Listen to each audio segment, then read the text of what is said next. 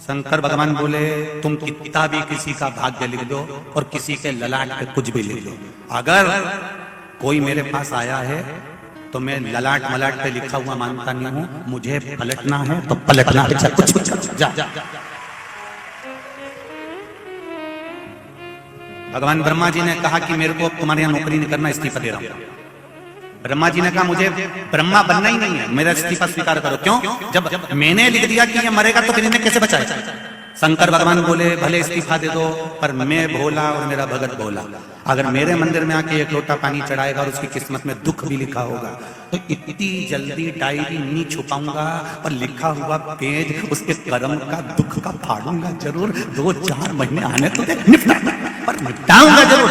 ब्रह्मा जी ये तो मत सोचना कि मैं पलटूंगा नहीं, कोई 33 कोटि देवी देवता अपनी बात पर भले टिके रहना, शंकर भगवान कहे मैं अपनी बात पर नहीं टिका। मेरे सम्मुख में अगर कोई आया और दिल से आया, एक लोटा जल चढ़ाया, तुम कथा को देख लीजिए, शिव महापुराण को उठाकर देख लीजिए, गीता प्रेस गोरखपुर की शिवपुराण को उठाकर पढ़िए, उसमें लिखा है एक चोर शंकर जी के मंदिर में चोरी करने के लिए गया और शंकर भगवान के मंदिर में अपना कपड़ा उतार कर दिए में आग लगाकर त्रिशूल में लपेट कर उजाला कर चोरी का सामान देख रहा था। शिव जी ने कह दिया जा मैं तुझे कुबेर बनाता हूं। चोटे को कुबेर बना दिया, चोर को कुबेर। इंद्र वो कुबेर अपनी कुर्सी से नीचे उतरकर भगवान विष्णु के पास जाकर बोले कि मुझे अपनी कुर्सी से एक चोर ने उतार दिया। क्यों? वो चोर को शंकर भगवान ने कुबेर बना दिया। तो कुबेर शंकर जी के पास आए, प्रभु मुझे कुर्सी पर से क्यों उठाया? शंकर भगवान बोले मेरे मंदिर में उसने दिया जलाया था, तो कोई तुम्हारे मंदिर में दिया जलाएगा तो उसको कुबेर बना दोगे? शंकर भगवान बोले मैं तो भोला, मेरा भगत भी बोलो, कोई नहीं कर सकता जो मेरा देव अधिदेव महादेव कर सकता है। आज दुनिया के लोग तुमको भरमाएंगे, दुनिया के लोग तुम्हें भटकाएंगे और कई लोग भटकाने का प्रयास करेंगे। क्यों मंदिर जा रही है? क्यों पशुपति व्रत कर रही है? क्यों शंकर जी को एक लोटा जल चढ़ा रही है? क्या होता है जल चढ़ाने से? क्या होता है बेलपत्री चढ़ाने से? क्या होता है शिव जी के मंदिर जाने से? क्या होता है शिव महापुराण की कथा सुनने से? जब 2 बजे कथा आती है तो टीवी चालू करके बैठ जाती है, क्या मिलता है? इतनी बार सुन ली, 1000 बार सुन ली, क्या बार-बार सुनते रहोगे? क्या मिलता है शिवपुराण से? तुम्हें कहना पड़ेगा कि जो कोई नहीं कर सकता वो मेरा महादेव करता है, जो कोई नहीं करेगा वो मेरा महादेव।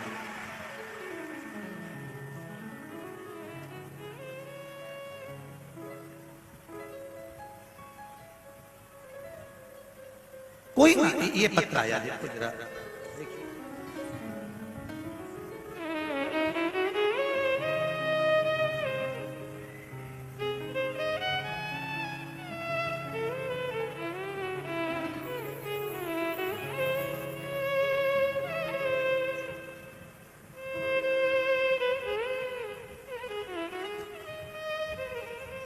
मैं पूजा केतन पाटीदार खरगोन से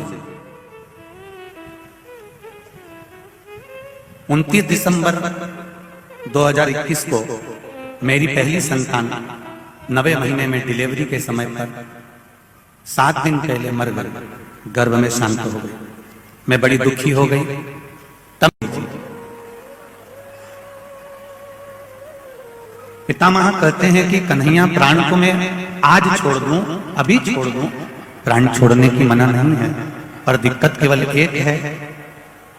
हमारी भारतीय संस्कृति कहती है, हमारी भारतीय सभ्यता कहती है कि घर में अगर बेटी कुंवारी बेटी है तो पिता तीर्थ करने भी नहीं जाता, और मेरी बेटी अभी कुंवारी बेटी है तो मैं अपने प्राणों को कैसे छोड़ सकता हूं?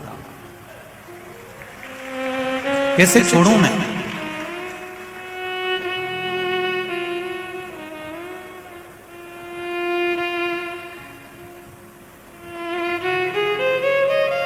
कितना सुंदर कहा भीष्म पितामह ने, सुनो कृष्ण,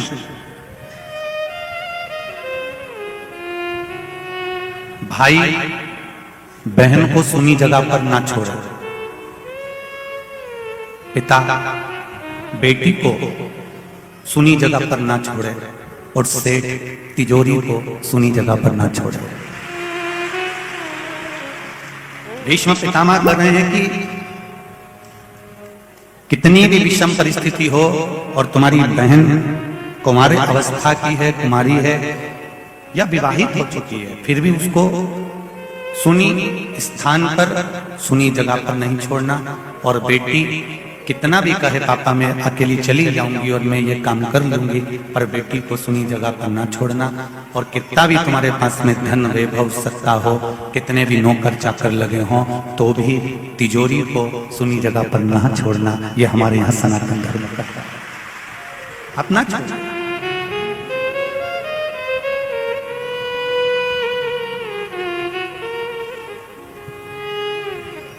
बहन की रक्षा करना भाई का कर्तव्य है,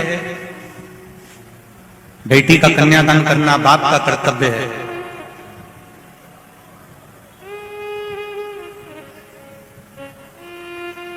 और उस कर्तव्य से हम वंचित ना हो, उस कर्तव्य से हम पीछे ना हो। भगवान कृष्ण ने फिर कहा, पितामह आखिर कब तक बाणों की सैया पर पड़े रहोगे और अपने प्राणों को अब हर लीजिए, अब अपने प्राण छोड़ दीजिए। मेरी बेटी का विवाह हो जाए, मैं प्राण छोड़ दूंगा। आपकी बेटी है कहां? पूरी हस्तिनापुर में बात फैल गई कि भीष्म पितामह की भी कोई लड़की है और भीष्म पितामह की भी जरूर शादी हुई है। भले ने गुप्त रूप से शादी करी होगी, पर शादी हुई है। पर मालूम करा तो भीष्म पितामह की शादी नहीं हुई थी। अर्जुन से जाकर कहा कृष्ण भगवान ने कि अर्जुन पितामह चाहते हैं कि बेटी का विवाह करूंगा, उसके बाद अपने प्राणों को त्यागूंगा। अर्जुन ने कहा ऐसा हो ही नहीं सकता, भीष्म पितामह की कोई लड़की है, कोई बेटी है, किससे विवाह करना चाहता है? तो भीष्म पितामह से जब भगवान कृष्ण ने पूछा था कि आप विवाह अपनी बेटी का किससे करना चाहते हो, तो पितामह ने कहा था मैं कृष्ण आपके साथ अपनी बेटी का विवाह करना चाहता हूं और किसी के साथ मैं बेटी नहीं ब्याहूंगा, केवल आपके साथ ब्याहूंगा। भगवान कृष्ण ने कहा यदि आप कह रहे हो तो मैं आपकी बेटी के साथ विवाह करने को तैयार हूं। कहां है तुम्हारी बेटी? लाओ तुम्हारी बेटी को मेरे सामने लाओ। तब भीष्म पितामह ने कहा कृष्ण मेरी बेटी को देखकर तू मना तो नहीं कर देगा? भगवान कृष्ण ने कहा मैं बिल्कुल मना नहीं करूंगा, आप अपनी बेटी को बताओ कि उसके साथ मुझे विवाह करना है, तो बेटी कहां है? भीष्म पितामह ने कहा कृष्ण मैं अपनी बुद्धि रूपी बेटी का विवाह तेरे साथ में करना चाहता हूं। आज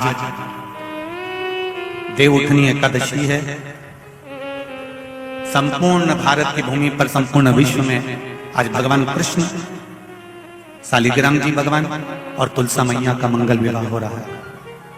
संपूर्ण विश्व में, पूरी भारत की भूमि पर पूरे सनातनी भाई बहन आज शालिग्राम जी के साथ में, लड्डू गोपाल जी के साथ में, भगवान नारायण के साथ में तुलसी जी का मंगल विवाह करेंगे। हम भी चाहते हैं कि आप भी मंगल विवाह करें, पर निवेदन से तेरा भजन करूं, जितना इसे समझाऊं उतना ही मचल जाए।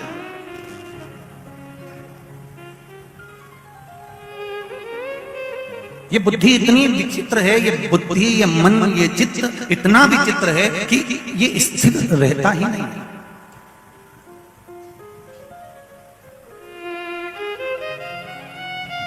जब तक तुम्हारे लड़के से लड़की की शादी नहीं हो जाती, ऐसी कोई सास नहीं संसार की जो उस लड़की में ऐब देखे।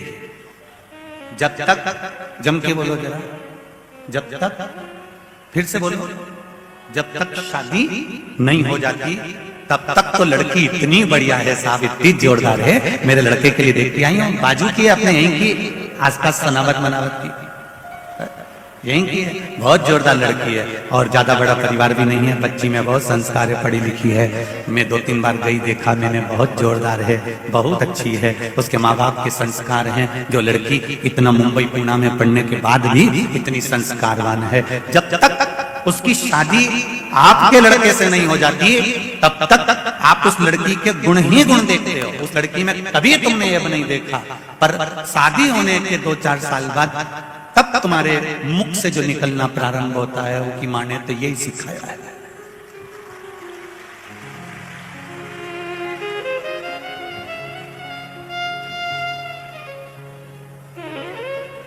दो साल पहले तुम कौन थी?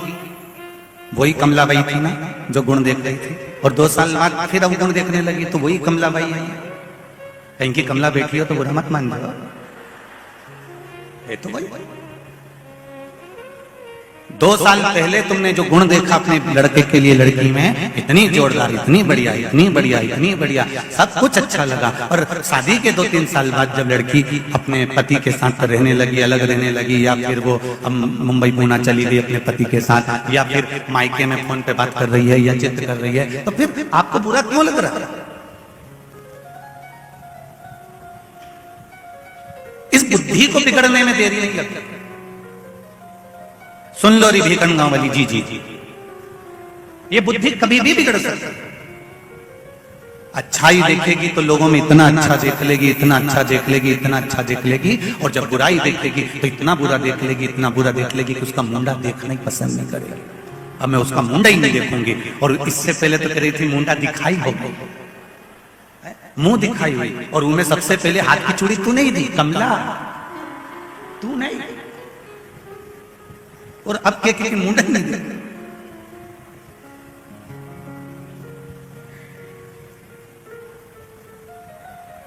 अच्छा भी हम देख रहे हैं और बुरा भी हम देख रहे हैं, पर निवेदन एक, शिव महापुराण की कथा कहती है ऐसा संसार में कोई नहीं जन्मा जो अच्छा और बुरा नहीं देखेगा, सब देखेंगे। पर निवेदन है अच्छा देखो, और अच्छा देखने के बाद में जब तुमको बुरा उसमें नजर आने लगे तब उसमें एक विचार करना कि बुराई उसमें नहीं है, बुराई हमारे नेत्रों में आ गई है, ये मन में आ गई है। इसलिए दुनिया की कोई सास बुरी नहीं होती और दुनिया की कोई बहू बुरी नहीं होती। आज शिव महापुराण की एक लाइन अपने पास संजो कर रख लेना, ना सास बुरी है ना बहू बुरी है। तुमने जो पूर्व में कर्म करा है वो कर्म का भोग तुम्हें अब भोगना पड़ेगा। तुमने पूर्व में अगर गौ माता को रोटी दी है, खूब सहलाया है, अच्छे से उसके साथ में व्यवहार करा है, खूब अच्छे से व्यवहार करा है, तो वो गौ माता तुम्हारे यहाँ बहू बनकर आती है और तुमको मरते दम तक रोटी देती है, मरते दम तक तुम्हारी सेवा करती है। और तुम्हारे दरवाजे पर गाय आई थी, और गाय आने के बाद तुमने एक बार रोटी देने के बाद दूसरी बार कह दिया गाय पड़े बार बार बार बार बार बार। वो गाय की तो आदत पड़ गई है, थोड़ी थोड़ी देर में घूम के हमारे यहाँ जाती है। एक बार रोटी दे दी ना बहू, अब मत दे, तुमने मना करा।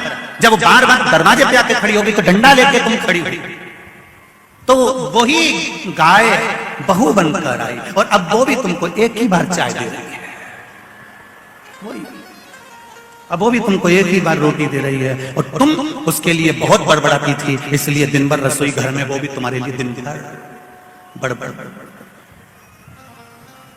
करा है, वो तुम्हारे सामने आएगा। ना बहू बुरी है ना सास बुरी है। अगर सास बुरी होती तो अपनी रकम तोड़वा कर बहू को नहीं देती। अगर सास बुरी होती तो ब्याह हाथ 5 दिन का लिया, 7 दिन का लिया, और रोज 9 बजे से 12 बजे तक ढोलक पीट पीट के बन्ना जी बन्ना जी बन्नी जी बन्नी जी गा रही है। सास अगर बुरी होती तो मिट्टी का चूल्हा बनाकर फुकरी नहीं मारती। सास अगर बुरी होती तो शादी में खुद रोटी तक नहीं खा रही है और पूरे घर का काम कर रही है। सास अगर बुरी होती तो एक चुन्नी बेस तुम्हारे चढ़ावे पर नहीं चढ़ाती। सास अगर बुरी होती तो रकम नहीं देती। पर सास ने फोन लगाकर पूछा बहू तेरी चूड़ी का नाप क्या है, तेरी नाप की चूड़ी लई, पांव की चप्पल तक लई। जिस सास ने कभी किसी की चप्पल नहीं उठाई वो थैली में भी पैक करके डब्बे में धरकर तेरे यहाँ पहुंचा। अगर सास बुरी होती तो कुछ नहीं करती, कुछ भी नहीं। सास बुरी नहीं है और सासुओं से निवेदन है बहू भी बुरी नहीं है। अगर बहू बुरी होती ना तो ये भेरू से शादी नहीं करती।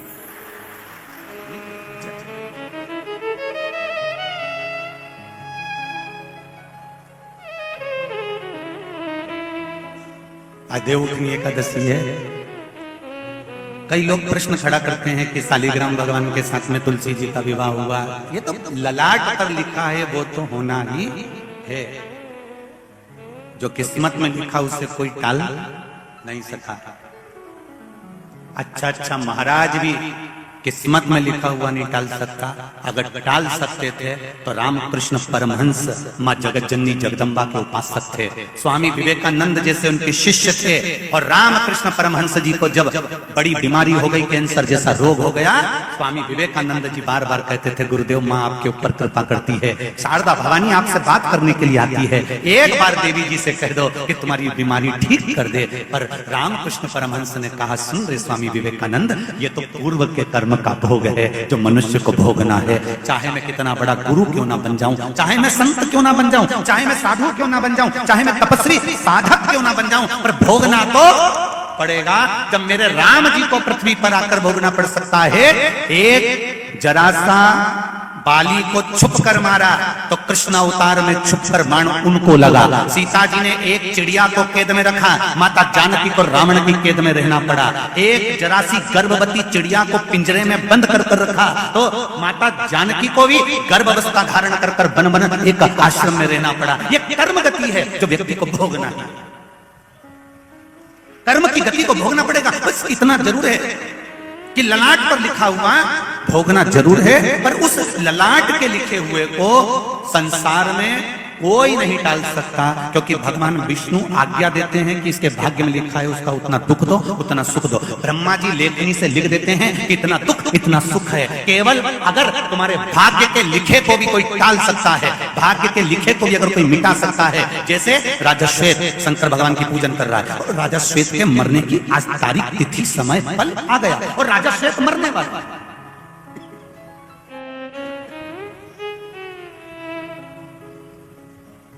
राजा श्वेत के प्राण छूटने वाले, यमदूत आ गए बंदी बनाने के लिए। शंकर भगवान ने कार्तिकेय जी को भेज दिया, यमदूतों को भगा दिया। यमराज मर गया, मृत्यु देवी मर गई, सूर्य नारायण भगवान रोने लगे। भगवान विष्णु ने पूछा क्या हुआ, मेरे बेटे यमराज को मार दिया शंकर भगवान, मृत्यु देवी को मार दिया मेरी पोती को शंकर भगवान। उसकी लेखनी बदलकर वही संतान वापिस देते। मैं ठीक हुई, हॉस्पिटल से आने के 1.25 महीने बाद मैंने भी पशुपति व्रत करना चालू करा और मेरे बाबा से निवेदन करा कि जो मेरे गर्भ से लड़का शांत हुआ है वो लड़का मुझे वापस चाहिए। बाबा की कृपा देखिए गुरुजी, शिव जी की कृपा ऐसी हुई कि तीसरा ही व्रत मैंने पशुपति का करा और बाबा ने मेरी व्रत स्वीकार कर लिया और एक ही साल के अंदर इस अक्टूबर महीने की 17 तारीख को मेरे घर में फिर बेटे ने जन्म लिया। ये शिव है। मेरा बेटा आज 20 दिन का हुआ है, इसलिए मैं कथा में नहीं आ सकी। अकाल मृत्यु वो मरे जो काम करे चंडाल का, और काल उसका क्या बिगाड़े जो भक्त हो महा काल का। मैंने अपनी बहन के हाथ पत्र भेजा है क्योंकि मुझसे रहा नहीं गया। मुझे 20 दिन में भगवान ने ये वापिस संतान दे दी, इसलिए मैं निवेदन कर बैठिए। श्री शिवाय नमस्ते। शिव कृपा इसको। एक पत्र और आया देखिए,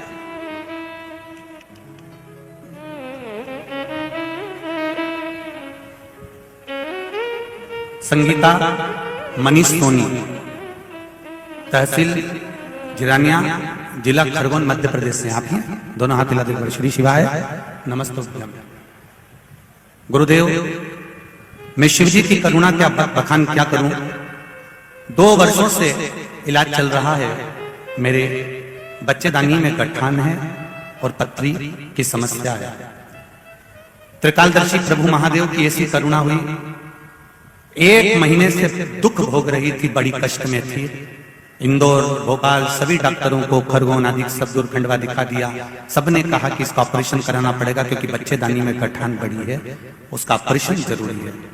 पर मैंने भी बाबा के भरोसे पर छोड़ दिया और सोमवार का व्रत धारण कर लिया। पशुपति एक बेलपत्र शिव जी को चढ़ाती और उठा कर लाती और एक लोटा जल चढ़ाकर उस जल का आचमन करती, बेलपत्री खाती। शिव जी से निवेदन करती चाहे कुछ भी हो जाए, मेरे पेट में जो बच्चेदानी में गठान है, अगर गठान निकलेगी तो जांच के लिए जाएगी। मेरे मन में संशय होगा कहीं दूसरी गठान ना हो, इसलिए कृपा करके मेरी बच्चेदानी में ही उस गठान को गला दीजिए। रोज बेलपत्र खाती, रोज जल चढ़ाती और बाबा की कृपा से ऐसा हुआ कि अगली जब सोनोग्राफी डॉक्टर ने कराई तो सोनोग्राफी में गठान गायब हो चुकी थी। गठान नहीं, उस सोनोग्राफी में गठान ठीक है गया। बैठिए। श्री शिवाय नमस्ते। सोनोग्राफी में गठान गायब हो गई थी जो सालों से थी, वो गठान अब नहीं। शिव कृपा किसको कहते हैं, शंकर की उदारता किसको कहते हैं। आप शिव महापुराण को जब समझोगे, वो कहते हैं ना कि माता पिता जिंदा रहते हैं ना तब तक उनको कोई समझ नहीं पाता, जब चले जाते हैं तब समझते हैं। आज कथा का 4था दिन हो जाएगा, 3 दिन की कथा पूरी हो जाएगी। जो नहीं आ पाए ना उनको बाद में समझ में आएगा कि हीरा खो दिया, हीरा खो दिया। वो हीरे का हार है शिव महापुराण की कथा, जो संपूर्ण विश्व के कल्याण के लिए है। प्रत्येक जीव के लोग कहते हैं क्या मिलता है शिव पुराण से?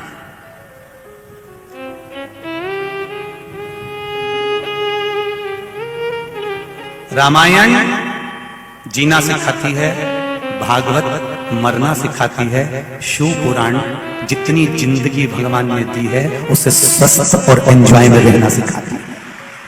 स्वस्थ रहिए, ये शिव महापुराण सिखाता है।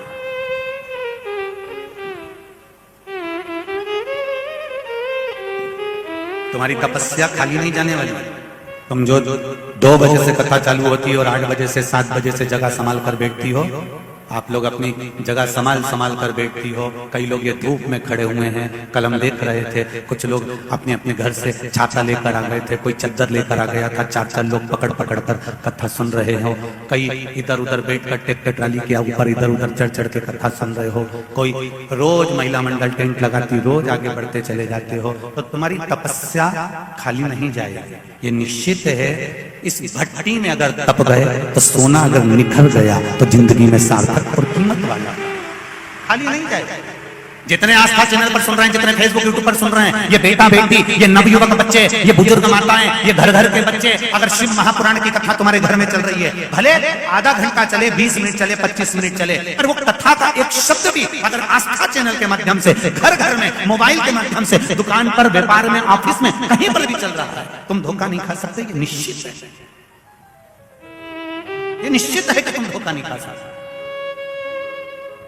एक बात आपसे पूछना चाहूंगा, आज भीकन गांव की पावन धरा पर, आज तक ये प्रश्न हमने नहीं किया, पर आज पहली बार ये प्रश्न आपसे कर रहे हैं। इस भीकन गांव की धरा पर कोरोना महामारी जैसी बीमारी निकलने के बाद चीन आज तक संभल नहीं पाया, पर कोरोना जैसी बीमारी निकलने के बाद भारत की भूमि का एक एक छोटे से छोटा और बड़े से बड़ा व्यक्ति फिर संभल गया और उसकी अर्थव्यवस्था फिर बढ़ गई। ये शिव की कृपा। हम तो कहते हैं ये कोरोना महामारी में ये शिव महापुराण की कथा स्वयं शंकर भगवान ने ही करवाकर जनमानस तक पहुंचाई है कि ये कहीं डोल ना जाए, कहीं भटक ना जाए। ये शिव कृपा।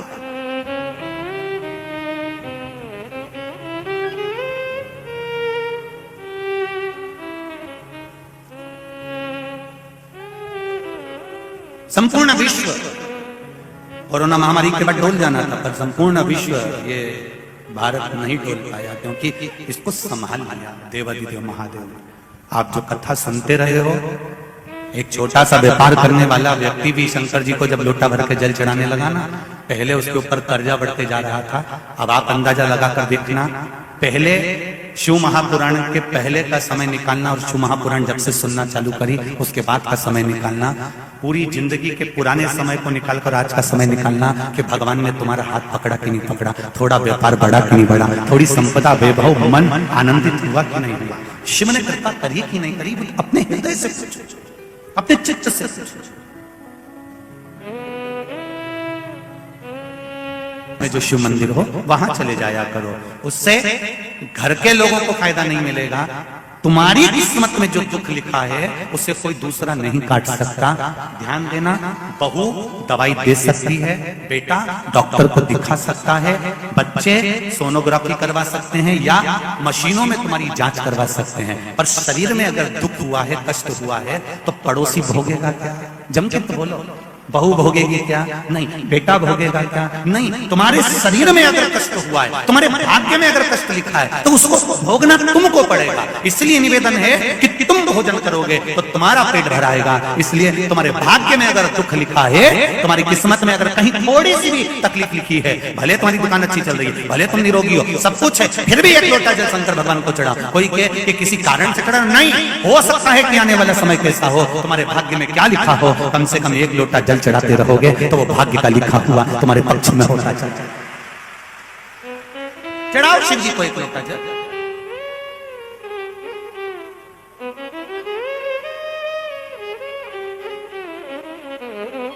भगवान शिव की आराधना, भगवान शंकर की कृपा, शिव की आराधना, शिव की कृपा साधारण नहीं हो सकती। बुरा विचार आए उसको निकाल दो, बहू भी बुरी नहीं है और बोलो जम के सास भी बुरी नहीं है। दोनों अच्छी हैं, पर दोनों के साथ में एक चीज है कि जो हमारी कर्म की गति है, जो हमारा कर्म लिखा हुआ है, वो बुरा है। वो बुरा होता है तो क्या करवाता है? सास बुरी नहीं है, बहू बुरी नहीं है। जब कर्म की गति बुरी होती है तो फिर वो बुरा करवा देता है। कैकेयी बुरी थी क्या? जम के बोलो नहीं। कौशल्या मैया बुरी थी क्या? नहीं। सुमित्रा जी बुरी थी क्या? नहीं। दशरथ जी बुरे थे क्या? नहीं। मंथरा बुरी थी क्या? नहीं। कर्म गति बुरी है, कर्म की। इतनी अच्छी थी कैकेयी कि सीता जी विवाह कर आई थी और मुंह दिखाई में जब देने की बारी आई थी तो कैकेयी ने अपना शीश महल बनवाया था, वो शीश महल जानकी जी की मुंह दिखाई में दे दिया था। इतनी चाहती थी बहू, और बुरी बनी कर्म गति के अनुसार। जब बुरी बनी तो ऐसी बन गई कि राम जी को 14 वर्ष के लिए वनवास भेज दिया।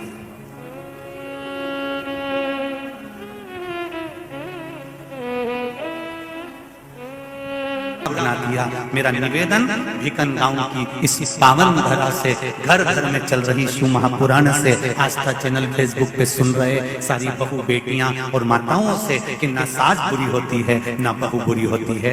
सास नहीं चाहती कि मैं कोई अपशब्द बोलूं, वही बहू भी नहीं चाहती कि कोई अपशब्द बोलूं, पर ललाट पर जब कर्म गति उल्टी पड़ती है तो अपने आप जिह्वा से अपशब्द निकल रही देती है। यह कर्म गति।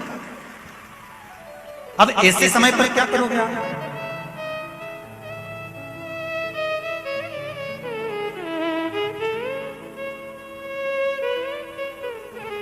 ऐसे समय पर क्या किया जाए? कार्तिक महीने में 2 वस्त्र की महत्वता होती है। ध्यान लगाना जरा।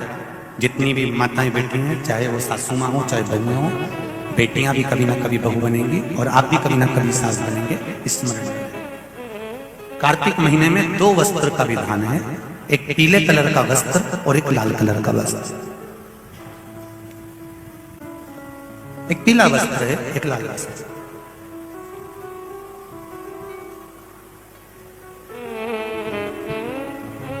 आज देवउठनी एकादशी है। ऐसी कोई माता नहीं होगी जो अपने घर में तुलसी जी का पूजन नहीं करे।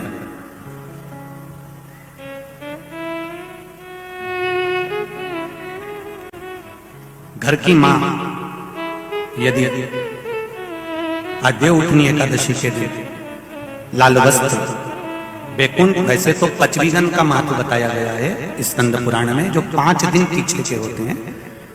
आंवला नवमी से जो क्रम पचवीगन का चालू होता है, पूर्णिमा तक, बैकुंठ चतुर्दशी के क्रम तक, उसका जो महत्व, इन 5 दिनों की महत्वता वैसे स्कंद पुराण में कही गई है, पर आप समझें उसको।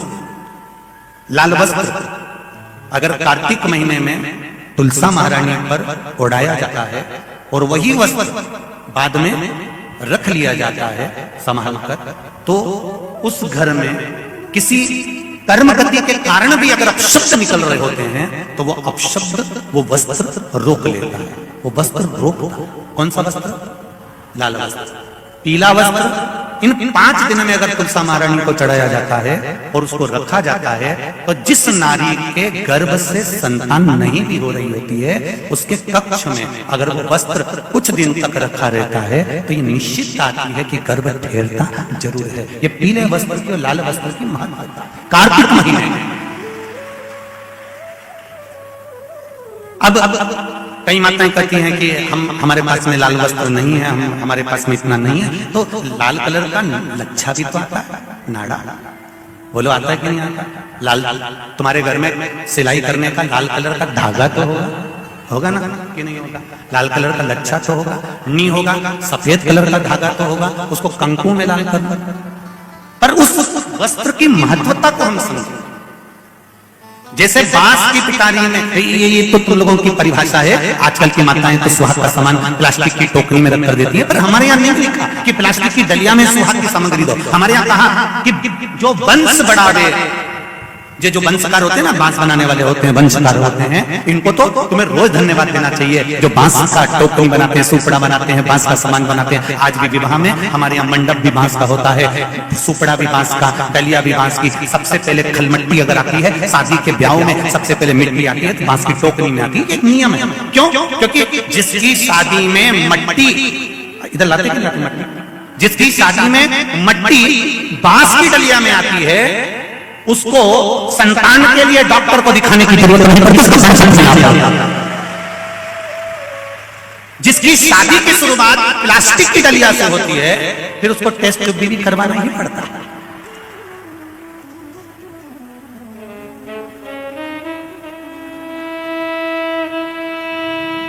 ये कुछ हमारे शास्त्रों के नियम है। अब आप उसको समझो ना समझो, चाहे उसके ऊपर हंसो, चाहे कुछ भी करो, आप चाहो तो थोड़े दिन बाद कह देना, बताओ श्योर वाला हमारा तो पगले जैसी बात करता है, तो उसमें कोई दिक्कत वाली बात नहीं है।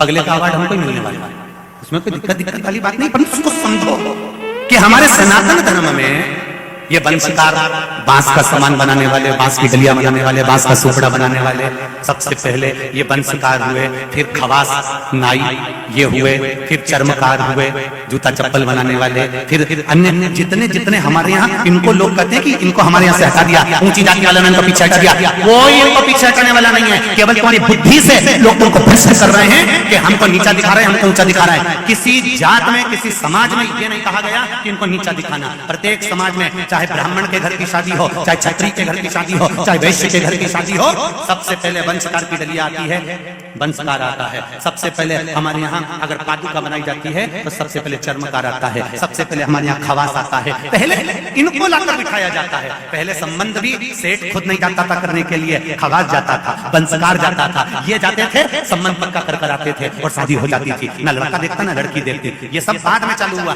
अब दुनिया के लोगों ने अपनी राजनीति को अखाड़ा बनाने के लिए कह दिया कि ये समाज नीची हो गई, ये समाज ऊंची हो गई, इसको पिछड़ा कर दिया, इसको उसमें कर दिया। कोई नहीं कर रहा किसी को। भगवान की ये पोथी रखी है शिव महापुराण की, जिस पे रखी है, इसके 4 पाए, 1 2 3 और ये 4, ब्राह्मण क्षत्रिय वैश्य शूद्र, ये 4 पाए पर मेरी शिव महापुराण की पोथी रखी हुई है। कोई साधारण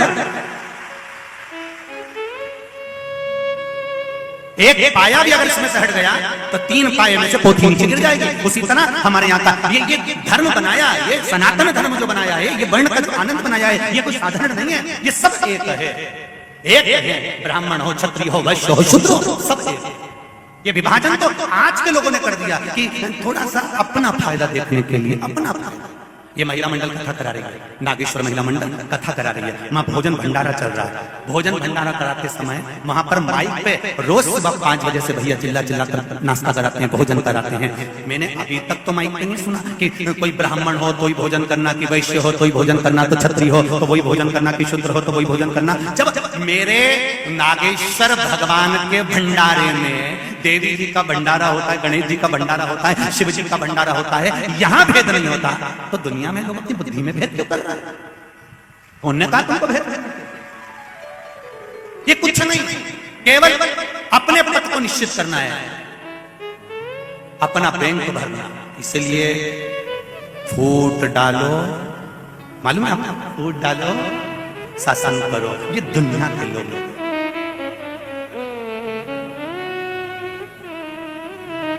कई लोग आएंगे आपसे कहेंगे, क्यों राम जी का फोटो लगा के रखे हो, क्यों भगवान कृष्ण का फोटो लगा के रखे हो, क्यों राम जी की मूर्ति रखे हो, क्यों शंकर जी की मूर्ति रखे हो, उठाओ ठंडा कर दो, इनको नहीं रखना।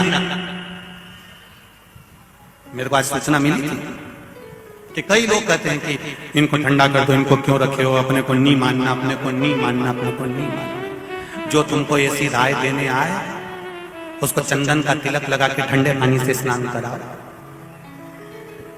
और चाय पिलाओ एक बार की, और पांव को धोख लगाकर कहना अभी हम चरण धोख रहे हैं। हमारा नियम है, थोड़े दिन तक हम चरण धोखते हैं, उसके बाद में गले में हम माला भी पहनाएंगे गेंदा के फूल की, ये तुम्हारे घर तक छोड़ के लिए। कोई तुमको अगर अकल दे कि भगवान का फोटो हटा दो, मूर्ति हटा दो, ये सब ढोंग है तो प्रपंच है, तो उनको कह देना हम तुम्हारे घर पर राय लेने नहीं गए थे, हम तुमको बुलाने नहीं गए थे, तो तुम हमारे यहाँ आकर हमारे घर में राय क्यों दे रहे हो? गेट खुला है, निकल के बाहर जाओ और अपने घर में अपन लड्डू बनाओ, प्रेम से खाओ। नहीं,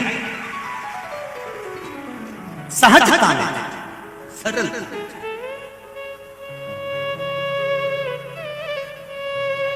खूब भटकाने वाले मिलेंगे, खूब मिलेंगे, खूब भटकाने।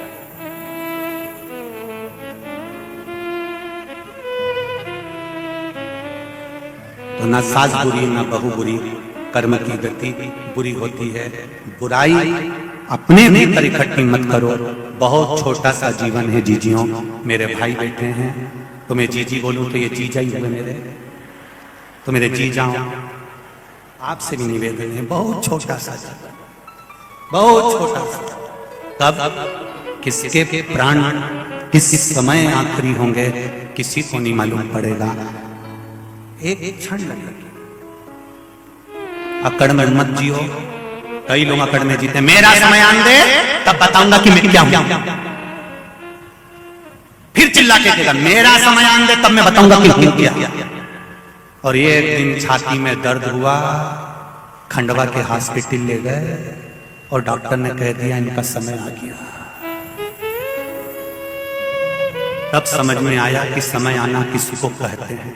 समय का इंतजार मत करो कि जवानी आई है, अभी कोई भजन की उम्र है, अभी तो मेरा बुढ़ापा आएगा तब भजन करूंगा, जब मंदिर जाऊंगा तब देखा जाएगा, अभी तो कमाने की उम्र है, अभी तो खाने की उम्र है।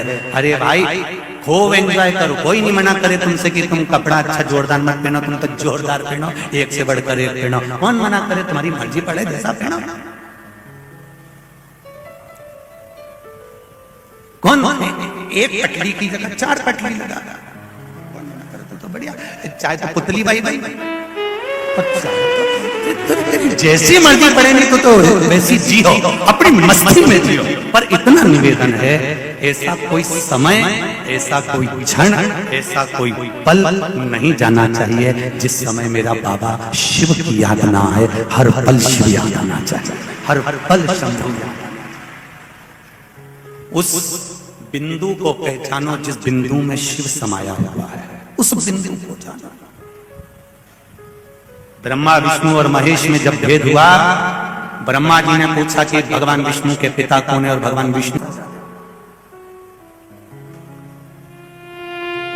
कुछ नहीं, जन्म भी एक बिंदु से हुआ है और मृत्यु भी एक बिंदु से। शिव से प्रारंभ हुई और शिव में ही समा जाओगे, आखिरी बिंदु भी शिव है। भीतर बहुत सारा पाप न रखिए, कपट न रखिए, बेईमानी न रखिए, प्रपंच न रखिए। अच्छा एक बात बताओ, गेहूं को कितने समय तक रख सकते हो घर में? 1 साल तक रख सकते हो? अरे बोलो, जम के बोलो जरा, और जम के बोलो। गेहूं 1 साल तक रख सकते हो, और गेहूं का आटा बनवा दिया। आटा ज्यादा से ज्यादा 1 महीना आराम से रख सकते हो। गेहूं 1 साल तक रख सकते हो, आटा 1 महीना रख सकते हो, और वही आटे की रोटी बन गई और तुमने खा ली। पेट में कितने दिन रख सकते हो? बताओ जरा जल्दी बोलो, जरा जल्दी बोलो। तुम तो सुबह जाने मैं नहीं जाऊंगा, तो पेट भी रखूंगी, लड़ी लड़ी जाएगी।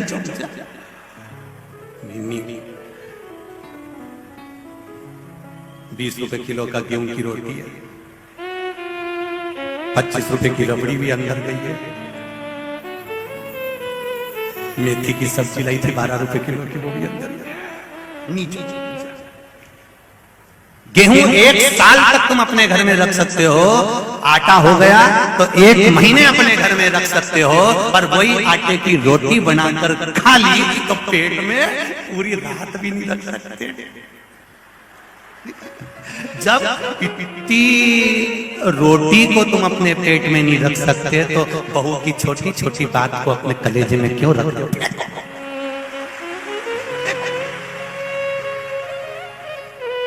देंगे मौका, देंगे बोलने का मौका, सबको देंगे। रखो, बैठो भैया। तुम लोगों के पास माइक पहुंचता है तो आधा समय तो वैसे निकल जाता है। बैठो। गेहूं 1 साल, आटा बोलते जाओ जल्दी जल्दी। 1 महीना और रोटी खाई तो दूसरे दिन उसको निकालना पड़ेगा। अर्थात जब हमने रोटी को इतना दिन तक अपने अंदर नहीं रखा तो फिर बुराई को अपने भीतर क्यों रखें। सास से निवेदन है, बहू बोले कुछ तो निकाल कर बाहर फेंक दो, और बहू से निवेदन है, सास कुछ बोले निकाल कर बाहर फेंक दो। खूब जब जब पेट पूरा आनंद में साफ रहेगा तो सवेरे तुम खमन ढोकला भी खा सकते हो। अगर पेट साफ नहीं हुआ तो तुम खमन ढोकला और गुलाब जामुन और साबूदाना की खिचड़ी नहीं खा सकते हो। इसलिए पेट साफ होना चाहिए। उसी तरह बुराई कितनी भी आए निकाल कर बाहर फेंक दो। मन साफ होगा तो मेरा भोलेनाथ अंदर प्रवेश करता चले जाएगा, शिव अंदर आता चले जाएगा, शंकर अंदर प्रवेश करता चले जाएगा। समय निकलने के बाद हम फलाहार करते हैं तो हमारे 2 जन्म के पाप कट जाते हैं। जब समय निकल गया और उसके बाद हमारे फलाहार का ग्रहण, और हम उल्टे चलते। तुमने बहू को समय दिया मुझे 11 बजे फलाहार करना है, मेरा 11 बजे फलाहार तैयार कर रखो, मुझे 11 बजे फलाहार ला के दो, मुझे 12 बजे फलाहार करना, 12 बजे तक फलाहार रख दो, और तुम तो काम में लगी हुई हो, तुम्हारे को फुर्सत ही नहीं है, मेरा फलाहार ला के तैयार नहीं करा। भगवान को धन्यवाद दो, बहू को धन्यवाद दो। अच्छा हुआ रोज हर एकादशी को 1 जन्म का पाप कटता था, आज मेरा 2 जन्म का पाप कट गया। ये शिव। पर हमारी आदत है हम उसमें भी बुराई ढूंढते हैं। बहू ने अगर लेट दिया ना, आधा घंटा 1 घंटा लेट हो गई तो तुम तो फिर 2 मिनट में चंद्र घंटा हो।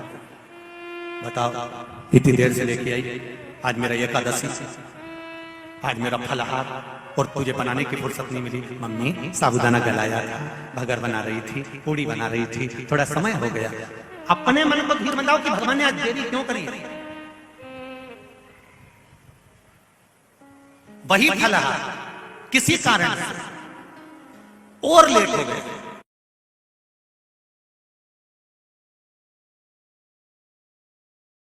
दोपहर में 3 बजे के बाद हुआ और लेट, या मान लो किसी कारण से दिन भर भूखी रह गई, कारण से, जानबूझ के नहीं तो तुम बहुत चतुर चतुर बैठ रही हो रही। किसी और वाला महाराज बोला था कि इतनी बजे के बाद करोगे तो तब पाप कटेगा, इतनी बजे कटेगा। ये तो जानबूझ के नहीं, तो कोई क्रम से अचानक।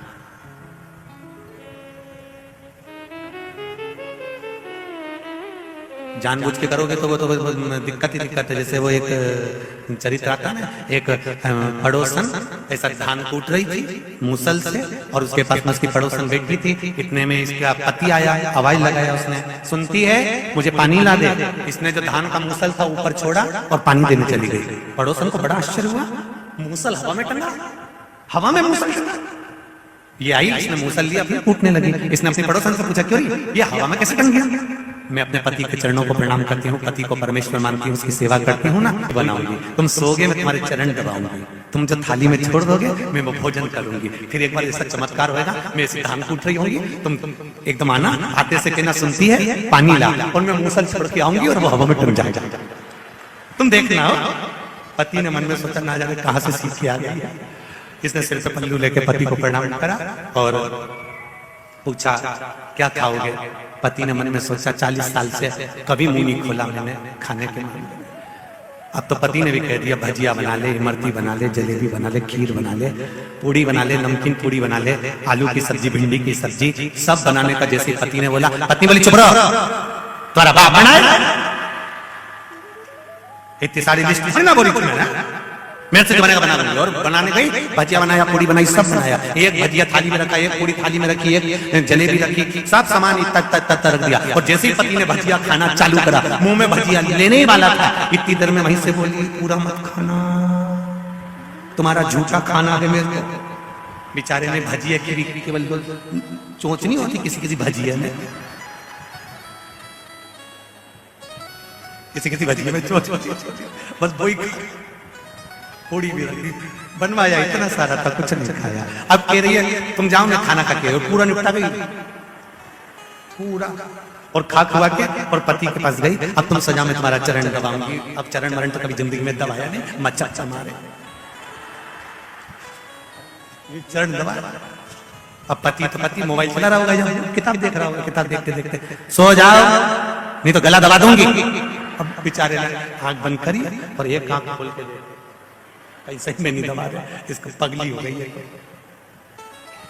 सब काम करा, फिर बोली अब तुम बाहर जाओ, मैं धान कूटूंगी, तुम आना और हवाई लगाना सुनती है, मेरे लिए पानी लाना, और सुनो जल्दी आ जाना, मेरे हाथ पे छाला पड़ जाने तुम। और उसने जो कूटने के लिए मूसल ऊपर करा, इतने में पति हवाई लगाया, अरे सुनती है पानी ला दे, और इन्हें जो मूसल छोड़ा इन्हें करम पे पड़े, जो पड़ा। अरे शिव पुराण कहती है जो दिल से किया जाए वो प्रथम। दिखावे से भगवान प्रसन्न नहीं होता, भगवान को दिखावा प्रिय नहीं है, भगवान को तो तुम्हारा केवल निष्कपट भाव से निर्मल मन सो मोहि भावा, भगवान को दिखावा नहीं, हृदय से तार का सुरता मांगा भी तो क्या मांगा, प्राण छूटे शिव जी के पुत्र के द्वारा, मान दिया। जान कर कुछ न किया जाए, अनजाने में जो हो जाए वो श्रेष्ठ है। भोजन का समय निकल गया, फलहार का समय निकल गया, एकादशी के दिन एक जन्म का पाप कटा, समय के बाद पाया 2 जन्म का पाप कटा। मान लो शाम तक फलहार नहीं मिला, रात हो गई, तब फलहार ग्रहण करने बैठी है, मान लो किसी कारण से लेट होती चली गई तो पाप भी कटता चले गया, किसी कारण से तो फिर जानकर करने कारणवश आ गया। समय की अवस्था में फलहार नहीं मिला, क्रोध आ गया, हमारा व्रत खंडित। जिस दिन तुम्हारा व्रत हो उस दिन आपके मुख से अपशब्द ना निकले। एक सुंदर चरित्र आता है, आप लोगों ने श्रवण किया होगा, वैकुंठ चतुर्दशी का एक भाव बड़ा सुंदर आता है कि किसी गांव में एक साहूकार रहता था, एक सेठ रहता था, सेठ के एक बेटा एक बहू थी।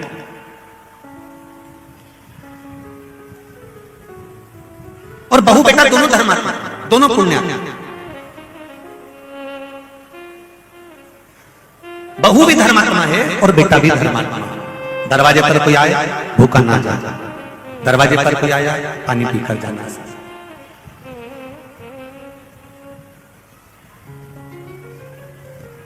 कोई खाली ना जाए, ऐसी बहू बेटा था। बहू ने नियम लिया, कार्तिक का महीना है, मैं स्नान करने के लिए जाऊंगी।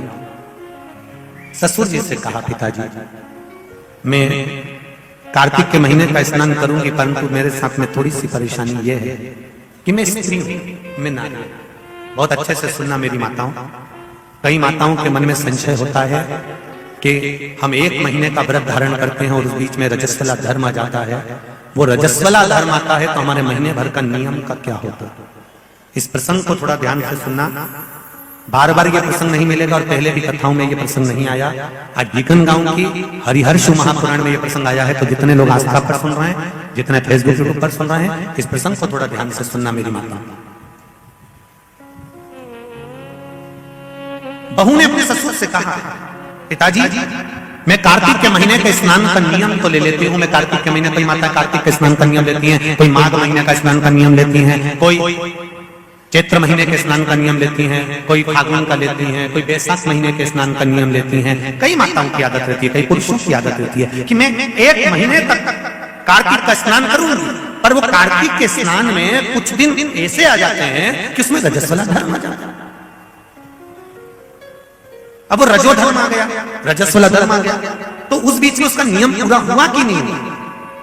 उस बीच में वो 5-7 दिन जो स्नान के लिए नहीं गई, पूजन नहीं करी, तुलसी को जल नहीं चढ़ाया, शालिग्राम जी का पूजन या ठाकुर जी का श्रृंगार नहीं कर पाई, तुलसा महारानी का गीत नहीं गा पाई, तुलसी जी का दीप नहीं लगा पाई, तो उसको कार्तिक के महीने का, क्योंकि ये रजस्वला धर्म तो प्रत्येक महीने आना, नारी के लिए रजो धर्म तो हर महीने प्राप्त होना, तो हर महीने अगर रजो धर्म आना है तो कार्तिक महीने का फिर नियम पूरा कैसे हुआ? फिर नारी का नियम कैसे पूरा होगा? फिर नारी तो फिर नियम टूट गया, नियम टूट गया तो उसको कोई फल नहीं मिला। तो बहू ने अपने ससुर से कहा, एक साहूकार की बहू ने कहा, ससुर जी मेरे मन के संशय को मिटा दो, मैं कार्तिक का स्नान करना चाहती हूँ और उस कार्तिक के स्नान में सबसे बड़ी अगर विघ्नता आती है तो मेरे 7 दिन 5 दिन जो रजो धर्म के जाएंगे, वो रजो धर्म में मेरा नियम टूट जाएगा, उस नियम को पूरा कैसे किया जाए? वो नियम पूरा कैसे होगा? कार्तिक के महीने का स्नान करने वाले जरा ध्यान देंगे, चाहे वैशाख का स्नान करें चाहे माघ का स्नान करें, मेरी माताओं का रजो धर्म 7 दिन 1 महीने के अंदर आ ही जाता, और आया तो वो नियम टूटा, उस नियम को पूर्ण कैसे करा? कहा, साहूकार ने कहा कि बहू मैं इतना विद्वान तो नहीं हूं, ज्ञानी तो नहीं हूं, पर मैं मेरे गुरु से इस बात को स्मरण कर आऊंगा। अब बहू को कार्तिक का महीना आ रहा है, कार्तिक के महीने का उसको इंतजार था, वो इंतजार में बैठी है, मात्र कार्तिक आने में 8 दिन बचे थे। अब देखिएगा जरा आप में और उस बहू में क्या अंतर है। कार्तिक के महीने आने में 8 दिन बचते हैं तो आप पुताई चालू कर देते हो। बोलो सही है कि गलत है? कार्तिक आने में, दिवाली आने में जब 8-15 दिन रहते हैं तब तुम पुताई चालू कर देती हो, सफाई चालू कर देती हो, ये काम चालू कर देती हो, वो काम चालू कर देती हो, सारे काम तुम्हारे कार्तिक का महीना आने के समय पर चालू हो जाता है। और बहू सफाई नहीं पूछ रही, साफ सफाई पर ध्यान दे रही है, पर ऐसा नहीं कि साफ सफाई नहीं कर रही, पर उसका ध्यान वही कार्तिक के महीने के स्नान में लगा हुआ है। आज बहू 8 दिन बचे और बहू का भोजन छूट गया, उसका भोजन नहीं, भाई ने कहा अंदर जाइए। किसी चीज को पाने की जब तमन्ना होती है ना तो खाना पीना छूट जाता है। ये नागेश्वर मंदिर महिला मंडल से पूछ लेना, जब तक कथा चालू नहीं हुई होगी तब तक इस महिला मंडल से और इनके जितने जजमान हैं उनकी धर्म पत्नियों से और जजमान से, चाहे वो मुख्य यजमान हो चाहे जो भी हो, उनसे पूछना, जब तक कथा चालू नहीं हुई होगी तब तक इनको रात भोजन भाई। बड़ी दुखी साहूकार को कोई मिला या ना मिला, इस बहू की आंख का अश्रु तुलसी के क्यारे के पास गिर गया। तुलसी के क्यारे के पास आंसू गिरा, अश्रु गिरा। एक बात बहुत ध्यान देना, मेरे एक निवेदन करना चाहूंगा इस व्यासपीठ से, शादी की जल्दबाजी में 2 जगह पर दिया लगाना कभी नहीं भूलना चाहिए। शादी की जल्दबाजी में 2 जगह पर दिया लगाना कभी नहीं भूलना चाहिए। एक, कन्या विवाह कर जब अपने पिता के घर से जा रही हो तो तुलसी के क्यारे में दिए के अंदर फुल घी भरकर दिया लगाकर अवश्य जाना चाहिए, तो बाप के घर में लक्ष्मी की कमी नहीं आती है। दूसरा दीप, लड़की डोली में बैठकर, गाड़ी में बैठकर जब ससुराल में पहुंचे, ससुराल की दहली में जब वो पांव रखे अंदर घर में, घर के अंदर सबसे पहले तुलसी के क्यारे के पास बहू को ले जाना चाहिए और मिट्टी का दिया पूरा घी से भरा हो और वहां पर दीप बहू के हाथ से लगवाना चाहिए। उसका कारण होता है ससुर के घर में कभी संपदा की कमी नहीं आती। ये 2 जगह घृत भरे हुए दीप की महत्वता कही गई है। और हम इतने विचित्र हैं कि महिला संगीत के चक्कर में, माता पूजन के चक्कर में, सारे फंक्शन के चक्कर में, मेहंदी और हल्दी के चक्कर में हम जब घर के भगवान को ही भूल जाते हैं तो दिया कौन याद करेगा? बोलो सही है कि गलत है? घर के भगवान को भूल जाते हैं महिला संगीत के चक्कर में। हम थोड़ा सा घर के चक्कर में भगवान को भूल जाते हैं कि हमारे यहाँ मेहंदी हो रही है, हमने भगवान को बिठाया मेहंदी में, हमारे यहाँ हल्दी का कार्यक्रम हो रहा है, भगवान को बिठाया हल्दी के कार्यक्रम। महिला संगीत में भगवान का सोफा लगाया तुमने, एक सिंहासन रखा भगवान का, तुम सब तो बैठे थे, भगवान के लिए भी एक जगह रखो कि भगवान मेरे घर का यहाँ बैठेगा, वो देखेगा, उसको बिठाओ। नहीं, तो हम दिया कहाँ याद रखते, पर नियम बना दो। लेकिन गांव की इस पावन धरा से जितने लोग आस्था चैनल पर कथा सुन रहे हैं, जितने फेसबुक यूट्यूब पर कथा सुन रहे हैं, एक नियम बनाओ कि घर से बेटी ससुराल कर जब विदा हो रही हो तो पहले घृत का भरा हुआ दीप तुलसा महारानी में लगा होना चाहिए, और जब बहू घर में प्रवेश कर रही हो तब माटी के दिए में घी भरा हुआ और वो घृत भरा हुआ दिया तुलसा महारानी